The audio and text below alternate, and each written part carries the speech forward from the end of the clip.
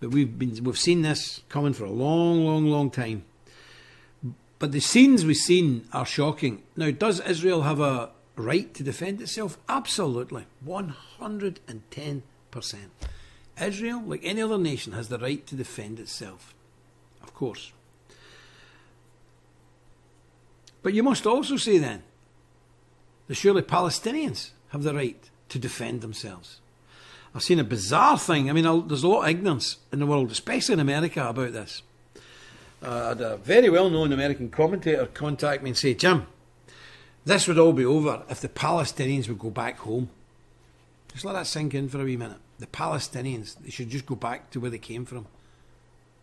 They are home. That's where they come from. The Jews have been out of that land for a long, long, long time. It was the British that brought them back, actually. And the Palestinians were dispossessed. Another very well-known American talking head personality said to me, Palestine's a made-up country anyway. It was only when the Jews moved them in there, then it became Palestine. You read your Bible, the Philistines. You know, it's crazy that people are so ignorant of the situation. The bottom line was the Palestinians have lived there for several thousand years before the Jews, and lived there several thousand years after the Jews were displaced. And then, starting in the beginning of the last century, and through the Balfour Declaration, and then with the war and all that, the State of Israel was founded, and so on and so forth. And many of these Palestinians were just dispossessed. And even now, and by the way, we're not just talking here about just Muslims. A lot of Palestinians were Christians. Most Christians have been driven out of Palestine now. Not by the Muslims, by the Israelis. Even right now in East Jerusalem, even 3 weeks ago, I watched a programme where Christian families were being forcibly removed from their houses in East Jerusalem. No compensation, nothing, just out.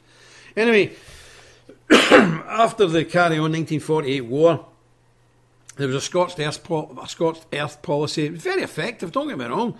And if you're fighting for a homeland, maybe you have to do these things. I don't know, I'll let you be the judge. But there was a decision made then to chase every Palestinian they could out of the country and burn every village, destroy every mosque, so that they could never come back. And about 1 million Palestinians left and went to other countries.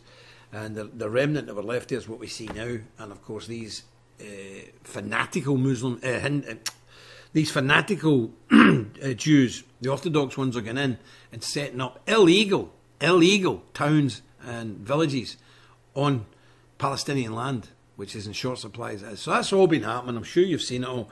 And the only reason this happens is because for some bizarre and unknown reason, America backs Israel up no matter what they do. Everybody else is subject to war crime trials, apart from Israel. In the last 10 years, 6,500 civilians in Gaza have been killed. 300 Israelis have been killed. So let's see the disparity there, 6,300.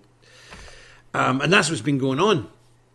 Israel has now declared that they've cut off all water, all electricity and all food supplies. I don't know if any of you have been in the military, but you get your wee code book and you get a wee bit of knowledge about what constitutes war crimes, and you can be prosecuted even as a soldier following orders. You can still be prosecuted. Each one of them is a war crime. When you perpetrate that against civilians, that's a war crime. Can you imagine if Vladimir Putin in the Ukraine had stopped the water and electricity and food getting into Kiev or something like that? Can you imagine the outcry from the world? Can you imagine if Vladimir Putin had been doing huge, sustained, massive rocket attacks in heavily populated parts of Kiev? Well, in the last 24 hours, there's been 900 rocket attacks, aerial rocket attacks, and artillery attacks from Israel into Gaza. What is Gaza? The Gaza Strip's a tiny piece of land with 2.5 million Palestinian Arabs crammed into it. 2.5 million. It's the most densely populated area on the planet Earth.